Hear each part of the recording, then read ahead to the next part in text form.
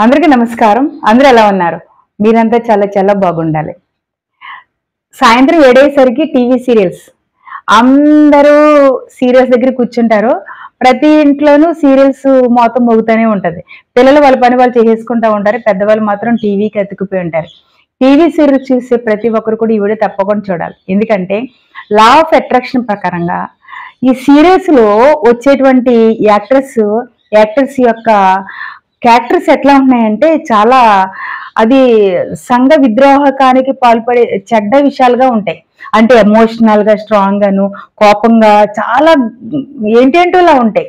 కానీ మనం అందరం అలా చూస్తానే ఉంటాం. కానీ మన మైండ్ మన ఆలోచనలు వాళ్ళ యొక్క యాక్టింగ్ పైన వాళ్ళ యొక్క క్యారెక్టర్ పైన కాన్సన్ట్రేషన్ పెట్టేస్తూ ఉంటాం. దానివల్ల మనసులో గందరగోళం, మనసులో ఒక ఉద్రిక్తత ఏర్పడిపోతూ ఉంటుంది. దేనికి మనం చూసే క్యారెక్టర్ ప్రకారంగా ఎమోషనల్స్ మన వైపుకి వస్తూ ఉంటాయి. అత్త విషయంలో చాలా క్రియలుగా ఉండడము, కోడళ్ళు అత్తల పైన చాలా ఘోరంగా ప్రవర్తించడము, ఈ హీరోలు ఏదేదో చేసేయడము, ఏదో వెళ్ళిపోవడం, గందరగోళం మైండ్ అయిపోయి ఆ యొక్క చూసే వ్యక్తులు కూడా హావభావాల్లో తేడాలు వచ్చేసి అనారోగ్య పాలైపోతూ ఉంటారు. అనారోగ్య పాలైపోతూ ఉన్నారు. ఇదివరకు కంటే ఇప్పటికి ఆరోగ్యాలు పెద్దగా ఏమీ లేవు. ఒకటి కంటే కోవిడ్ కు ముందు ఒకలా ఉన్నాము, కోవిడ్ తర్వాత ఒకలా ఉన్నాము, ఆ బాధలు అనుకుంటే ఇప్పుడు టీవీ సీరియల్స్ లో భయంకరమైనవి ఉంటున్నాయి. అంటే పిల్లల మీద కూడా చక్కగా ఈవినింగ్ అయ్యేసరికి మంచిగా ఉండి పెట్టి చక్కగా ఉండే భావాలు సరిగా లేనట్టే అనిపిస్తాయి. ఎందుకంటే అది అంతే.